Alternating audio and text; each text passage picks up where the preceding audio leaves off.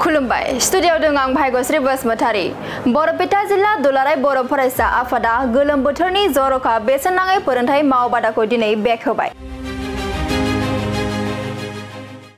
बरपेटा जिल्ला दुलाराय बर' फरायसा आफादा बगमारा दखरा दुलाराय बर' फरायसा आफादनि बेन्दोंआव थानाय बन्दसिटनि गेजेर फरायसालियाव आदब आरो गुन गोनां सोलोंथाय जांख्रिखांनाय मावथांखिखौ बिथा खालामनानै गोलोम बोथोरनि जर'खा बेसेन नाङै फोरोंथाय मावबादा बेखेवनायजों लोगोसे सानसेनि केरियार काउन्सिलिं काम एक्सट्रा कारिकुलाम मटिभेशन हाबाफारि लादों। बे हाबाफारियावनो मेल बेखेवगिरि आलासि महरै बाहागो लाफैनानै हाबाफारिखौ बेखेवनानै होफैयो BKWSनि मावफुं सोद्रोमा महिपाल बर' बिथाङा। लोगोसे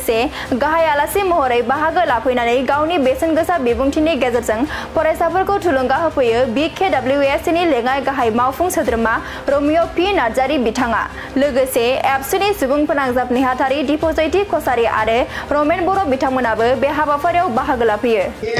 बरपेटा जिल्ला दुलाराय बर' फरायसा आफादनि बानजायनायाव दिनै गरम बन्दनि बेसेन नाङि फोरोंथाय बादा बिनि बेखेवनाय लोगोसे बिटिआर सरकारा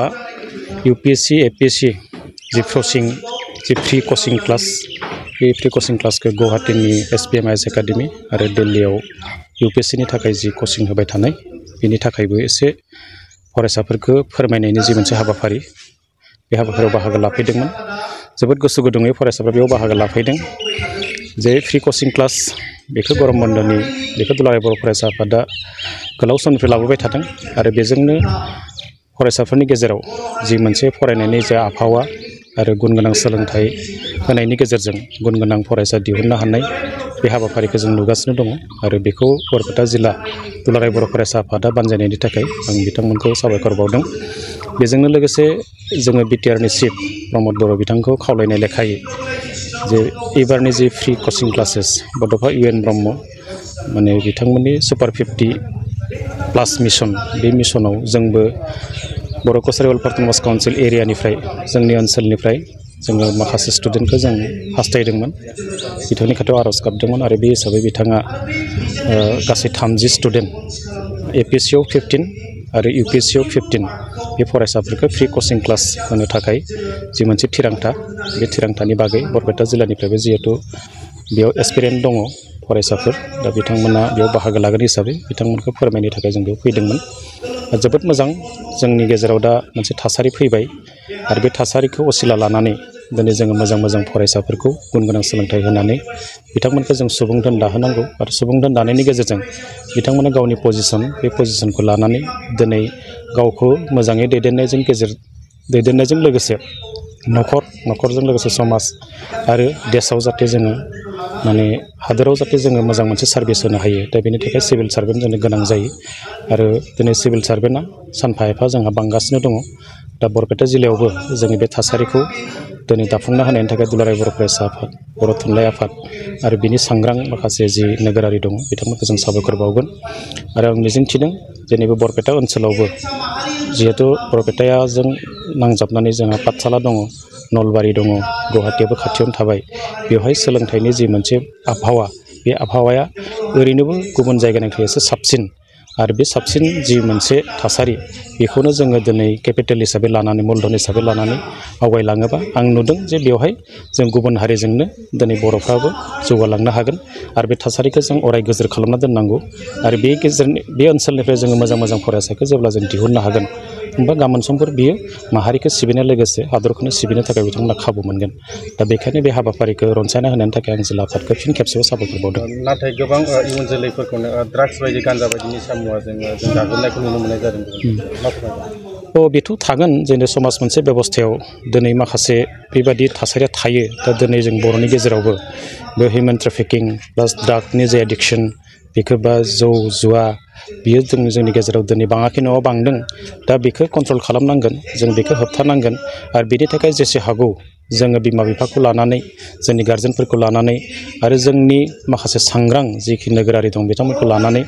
जोङो समाजारि सांग्रांथि माखासे हाबाफारि लानांगोन आरो बिनि जि गाज्रि गोहोम बे गाज्रि गोहोमनि बागै बिमा बिफाजों लोगोसे बै फरायसाफोरखौ बा बे उन्दै गथ'फोरखौ जोङो मोनसे सोलोंथाइ होनांगोन आरो बेखौ जों फोजोबनो हानांगोन नङाबा जोंनि समाजा मोनसे टाइमाव बेंगुरा जाहैगोन जोङो दिनै गुबुन हारिजों थायो दा बिथांमोनजों जोङो जुदि जुजिलांनो जुदि नाजायाब्ला जोङो सानफ्रामबो जोंनि इजि गोइं बे मोनसे जोङो थासारिजोंल' खारलांबाय थायोबा खिन्थु गुबुना बिराद सिगांलांगोन जों बिराद उनफिननानै थालांगोन दा बेखायनो आं बेखौनो खावलायगोन दुलाराय बर' फरायसा आफाद बा बर'नि माहारियारि आफाद बे गासैबो आफादा दिनै बियो गुबुननि गथ'ब्लाबो गावनि नङाब्लाबो जोंनि हारिनिनो सासे गथ' जोंनि गामिनि सासे गथ' आरो बै गथ'आ नस्थ' जायोबा आंनि न'खरावबो बियो बेरामा सफैगोन बेखौ साननानै जोङो बिनि सांग्रांथिखौ जों खालामनांगोन आरो जेसे हागौ जोङो मोजां दिनै सोलोंथाइनि थासारिनि गेजेरजोंनो जोङो बेखौ खामानि मावलाङोबा आरो नैबेखौ होबथानायनि बेलायाव जों जेसे सांग्रां जायोबा गामि नाङैनो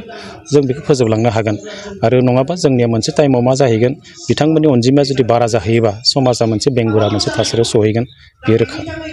जिहेतु नोंथाङा BKWSनि डिपुटि चिफ आथिखालाव BKWSआव जौगानायनि हाबाफारि हिसाबै मा खामानि सोलिबाय दं होनना जोंनिया जि आसाम सरकारा होनाय जि रांबावजा बे रांबावजाया एसे फिसाखाय थेवबो जोङो दिनै खेबथाम जोंनि EOP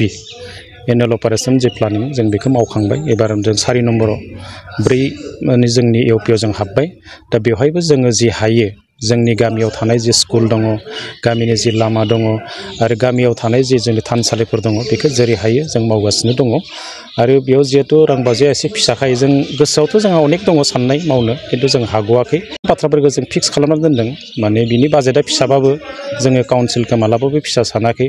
बिनि राव हारिमु जौगानाय एबा जोंनि जि आइडेन्टिटि एबा जोंनि जि जौगानाय जों बेयाव मालाबाबो कमप्रमाइज खालामाखै जोङो नैबे काउन्सिलखौ दैदेनलांनायनि बेलायाव एकाउन्टेबिलिटि आरो ट्रेन्सपारेन्सि बेयाव जों मालाबाबो कमप्रमाइज खालामाखै बेयो थांगासिनो दङ जों गावनो एसे स्ट्रिक्ट खालामनानै लादों बेवहाय जि एसे खामानि जादों बे मोजाङानो जादों खिन्थु बाजेटआ फिसाखाय जोङो हयथ' मोनसे समस्थियाव जों 15 लाख बा 20 लाख बेनि बारा जों खामानि मावनो हायाखै आरो सोलोंथाइनि बेलायाव जोङो आसाम डाउन टाउन इउनिभारसिटिजों थांनाय बोसोरनिफ्रायनो जोङो माखासे पारामेडिकेल नार्सिं हिउमेनिटिस मेनेजमेन्ट दा बेबादि माखासे जोङो लेबरेटरि टेकनिशियान बेफोराव जोङो माखासे जोंनि फरायसाफोरखौ हरनाय जादों थांनाय बोसोर जों 72 स्टुडेन्ट हरदों आरो देग्लायबो जों 50+ स्टुडेन्ट जों हरगोन दा बेयो जों सोलोंथाइनि बेलायाव जों बे खामानिखौ मावदों आरो बेजोंनो लोगोसे जों बिटिआरनि चिफ बिथांखौ खावलायनानै एडुकेसनाव आरोबाव जोङो आगानसे नैबेजों सुरफादेरनो नागिरनो APSC UPSCनि फ्रि कचिं क्लासखौ होनानै दा बेखायनो जोङो थाद'आखै खिन्थु रांबावजाया फिसाखाय जोङो जेसेबां गोसो दंब्लाबो जों मावग'नो हायाखै आसा खालामदों आसाम सरकारा फैगौ समाव बिथांमोना बुंदों इन्टारिम सरकार दा बेखायनो जोङो रांबावजाखौ बिसिमल' होगासिनो दङ नाथाय बेयाव भिलेज नटिफिकेसन जाखांनायनि उनाव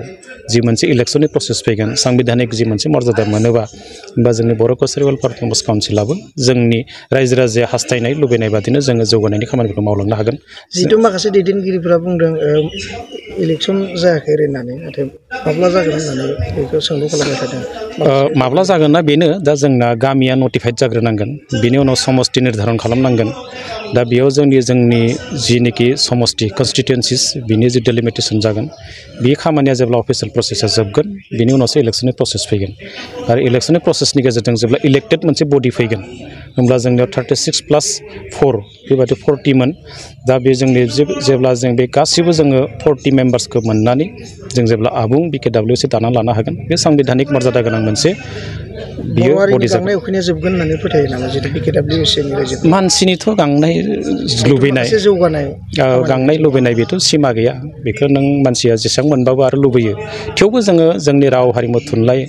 जोंनि जिखिनि जौगानाय बेजोंनो लोगोसे जोंनि सोलोंथाइनि जोंनि हारिमुनि बे जिनिसफोरखौ जोङो दिनै सानफा एफा मावलांनो हागोन जों बेखौ मिजिंथिनो हायो फारसेथिं BTR फारसेथिं कार्बि आंलंआव थानाय बिथांमोनाबो मोनसे सिक्सुवेल दं हिसाबै बा डिमासाव थानाय बर'फोर आरो बेजों लोगोसे नैबे जोंना बर' कसारि अट'नमास काउन्सिलाव दिनै जोंना 22खान जिल्लाया बेयाव हाबनानै थाबाय दा गतिके बे 22 जिल्लायाव थानाय बर'फ्राबो जोंनि जिखिनि राव हारिमु थुनलाइ आसार खान्थि जोंनि धोरोम बा जोंनि जि जौगानाय बेखौ जोंहा मोनसे जोङो पजिसनसिम लांनो हागोन जोंहा बे रोखा आरो जिहेतु जोङो दिनै नुदों नैबे 3 बोसोरावनो जों जिखिनि खामानिखौ मावदों बेयाव गोमो आरो गोथां नुनाय जे माखासे इनस्टिट्युट बा माखासे जे जौगानायनि खामानि बेखौ नुबानो मिथिगोन जे बे बर' कसारि वेलफेयार प्रम'शन काउन्सिलजों नुजानाय होननानै दा बेबायदि मोनसे सिनायथिखौ जों होनानै लादों दा गतिके 4 जुलाइ 2025 खालारखालि जोङो मेरु दुलाराय बर' फरायसा आफादनि बिथोन बादियै जा मोनसे आदब आरो गुन गोनां सोलोंथाइ जांख्रिखांनाय मावथांखि बेखौ नोजोर बोनानै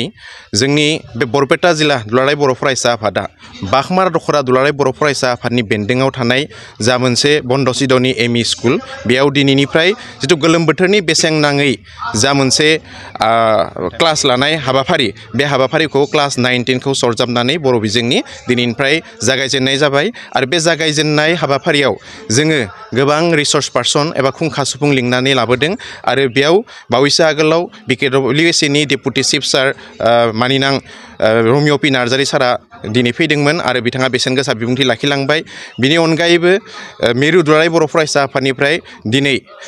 पाब्लिक रिलेसन सेक्रेटारि मानगोनां बिथां दिपज्योति कसारि सार बिथाङाबो दा प्रग्रामाव दंफैयो आरो दिनै जोंनिया मेहेरगोनां बे मोनसे हाबाफारि जादों बे मेहेरगोनां हाबाफारियानो जाहैबाय बिटिआर गभर्नमेन्टआ जि मोनसे BKWSC एरिया अर्थात बरपेटा BKWSC एरियानि जायफोर बर' बिथांमोननि थाखाय जि UPSC आरो APSCनि एस्पिरेन्ट जिथु मोनसे एन्ट्रेन्स एग्जाम खुंफुंनो नागिरदों बे एन्ट्रेन्स एग्जामाव जायफोरा उथ्रिसारनो हागोन बिथांमोनखौ कचिंनि थाखाय बिथांमोना फ्रि अफ कस्टआवनो लांनो होननानै बिथांमोना फोसावदों गतिके आङो बिथां जायफोर एस्पिरेन्ट दङ जोंहा बरपेटा जिल्लानि BKWSC एरियानिफ्राय बिथांमोना जाहाथे मोजाङै मोजां बे एन्ट्रेन्सआव जिरायनानै बिटिआर गभर्नमेन्टआ होनाय खाबुखौ जाहाथे लानो हायो बेनि थाखायबो दिनै मोनसे मटिभेशनेल केरियार काउन्सेलिं मोनसे कर्स जागासिनो दङ आरो दिनैनिफ्राय जोङो बरपेटा जिल्ला दुलाराय बर' फरायसा आफादा जोंनि बरपेटा एरियायाव थानाय बे BKWSC एरियानि बर' फरायसाफोरनि थाखाय जाहाथे मोजां मोनसे लामा होलांनो हायो बिथांमोना जाहाथे जौगासार जानानै बायदि जायगाफोराव गावबा गावनि खामानियाव मुखुब जालांनो हागोन गतिके बेनि थाखायनो जों दिनैनि बे हाबाफारिखौ लानाय जादों जिहेतु बरपेटा जिल्लानि बे APSC UPSC कचिंआव फरायसा फरायसुलिफोरखौ उथ्रिसार जागोन होननानै फोथायनाय दं नामा निस्सय डेफिनेटलि जोंहा फोथायनाय दङ मानो होनब्ला जुदि जुजियोब्ला रावबो जेबो खामानियाव उथ्रिसार जानो हाया बिदि नङा जुजियोब्ला बयबो सानसे समाव उथ्रिसार जानो हायो बरपेटा जिल्लानिफ्रायबो गोबां फरायसाफोर दङ जायफोर गावबा गावनो न'आवनो थानानै बेफोरबायदि कचिंखौ लानायनि थाखाय अनलाइननि जरियतेनो जा बले अन्यान्य जरियते माबानिफ्रायनो जा बिथांमोना नाजागासिनो दं गतिके बेफोरबायदि मावबादा एबा बेफोरबायदि केरियार काउन्सेलिंनि जरियते बिथांमोना मोनसे समाव बेबायदि मोनसे कचिंखौ लानानै उथ्रिसार जानो हागोन होननानै आं मिजिंथियो जिहेतु थांनाय बाराव BTCनि फरायसा फरायसुलिफोरखौल'सो लादोंमोन नाथाय बिटिआरनि बाहेरनिखौ देग्लाय लानो नागिरदों बेवहाय बिटिआरनि चिफ प्रमद बर' बिथांनि सायाव मा फोरमायगोन बिथांखौ जों गोसो गोरबोनिफ्राय बरपेटा जिल्ला दुलाराय बर' फरायसा आफादा रोजा रोजा साबायखर बावो मानो होनबा आगोलो सुपार 50मोन नाथाय सुपार 50 प्लास जिथु बड'फा उपेन्द्रनाथ ब्रह्मनि सुपार 50 प्लास जिथु मिशन बे मिशनाव जों BKWSC एरियानि बर'फोरखौबो सरजाबफाना लानायनि थाखाय जोंनि गथ'फोरा जोंनि बर' सुबुंफोर बर' फरायसाफोरा मोजां मोनसे स्टेज मोनगोन होननानै आं मिजिंथियो जोंहा आरोबाव मोनसे सरजाबफानो लागा खोथा दंबावो नोंथांमोन खौरांगिरिफोरनि सिगाङाव बे जाहैबाय जोंनि बरपेटा जिल्लानिफ्राय जा मोनसे बाघमारा दख'रा दुलाराय बर' फरायसा आफादाव जि मोनसे फरायसालियाव जों दिनैनि मेलखौ खुंगासिनो दं बेयाव जोंनि साखाथिनिनो पुब्रिहाबारि गामिनिफ्राय जाय सासे बिथां फरायसुलिया बावैसो आगोलाव आसाम टेटआव उथ्रिसार जानो हाबाय ग्रेजुवेट टिचाराव बिथांखौबो जों बरायनाय जायो बिथांनि मुङानो जाहैबाय मामुनि बर' बिथाङा GTआव बड' मिडियामनिफ्राय जौगासार जानो हादों आसाम टेटखौ क्लियार खालामदों गतिके बिथांखौबो जोङो बे दिनैनि केरियार काउन्सेलिं प्रग्रामाव हांख्रायना लाबोनानै मान बावनाय जादों गोजोन्थों दिनैनि नैबे हाबाफारियाव बाहागो लानानै आं जोबोद गोजोननाय मोनदों दिस इज माय फार्स्ट टाइम एक्चुअलि आंखौ इनभाइट खालामदो बिथांमोना एज ए मटिभेशनेल स्पिकार स' आं जोबोद गोजोननाय मोनदों आरो बिथांमोनखौ आं साबायखर बावनो नागिरो मानोना बिथांमोना दिनै फैबाय थानाय नैबे जिथु गरम बन्द बै गरम बन्दआव बिथांमोना मावबादा लादों आरो बे मावबादानि गेजेरजों फरायसाफोरा 100% and 1% बिथांमोना लाब जागोन होननानै आं आसा खालामो दिनै आलासि बिथांमोन फैदो रमिअ पि नार्जारि बिथां फैदो आरो एपइन्टेड स्पिकार हिसाबै दिपज्योति कसारि बिथांमोना फैदो बिथांमोना जोबोद मोजां भेलुएबल स्पिच लाखिलांदों आरो बिथांमोननि बे भेलुएबल स्पिचनि गेजेरजों फरायसाफोरा जोबोद मोनसे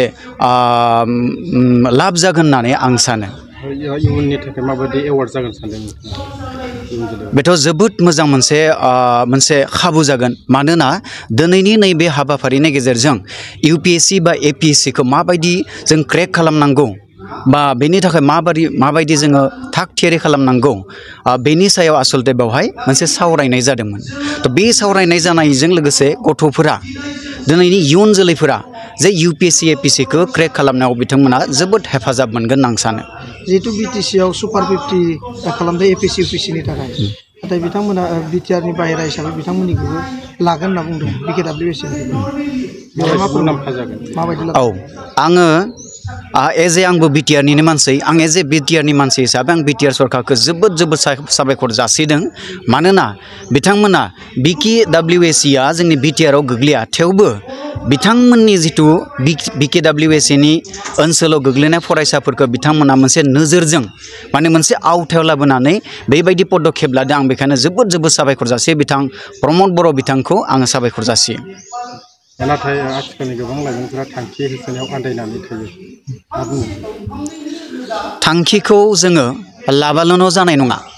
थांखि होसोनायनि खायसे जोंनिया मा स्टेप दङ गिबि नाम्बार 1 जाबाय जोङो जेब्लाबो जों थांखि लानो नांगोन जों बयबो सिमां नुयो उन्दैयाबो नुयो गेदेराबो नुयो लोरबां मानसियाबो सिमां सुजुयो बा गोहोगोरा सुबुंफोराबो सिमां सुजुयो सोरबा राजा महाराजा फोरजाफोराबो सिमां सुजुयो नाथाय दिनैनि नैबे समाव बे गासैबो सिमांफोरा जाफुङाबो जानो हागौ खारन जोङो गावनो गाव सेल्फ मटिभेटेड नङा फरायसाफोरा जेब्ला सेल्फ मटिभेटेड जागोन अब्ला बिथांमोना बै सिमांखौ होसोनायाव जोबोद मोनसे सहाय मोनगोन मानोना सेल्फ मटिभेशना जाहैबाय गारि गंसेया जेरै खारनो थाखाय फिउल नांगौ पेट्रल नांगौ डिजेल नांगौ थिग बेबायदिनो सेल्फ मटिभेशना आसलते सासे फरायसाखौ बिनि सिमां होसोनायाव बिनि जार्नियाव बेखौ मा जेब्लाबो कन्टिनिउ खालामनायाव बे हेफाजाब होयो बेखायनो आं खावलायनो लुबैगोन गासै फरायसा बिथांमोनखौ दिनैनि इयुन जोलैखौ जे नोंथांमोना सेल्फ मटिभेशनखौ बारायनानै ला गुबुन सोरबा सासेनिफ्राय मटिभेशन मोनोब्लाबो बे साननैसोनि थाखायल' नाथाय नोङो गावनो जुदि सेल्फ मटिभेटेड नङाब्ला नोङो बे जार्नियाव माब्लाबा साक्सेस जानाय नङा नाथाय आथिखालनि लाइमोनफोरखौ गोबां गाज्रि खामानियावबो हाबसोमनायखौ जों नुनो मोनदों बेनि जाहोना जाबाय जोङो एज ए गार्जेन हिसाबै गथ'खौ जों जेसेबां जोङो बिसोरखौ आदोर लानो नांगौ बा बिथांमोनखौ जोङो बेंनो नांगौ बेखौ हयथ' जोंनि गार्जेनफोरा बेखौ आसलते मावफुंनो हायाखै लोगोसे जोंनि फरायसाफोरा आसलते बिसोरा इयुनाव थांखि गैयि बायदि जानानै दङ थ' बेखौ लिड खालामनो थाखाय खायसे जोंनि गेजेराव लिडार नांगौ जानानै फैदों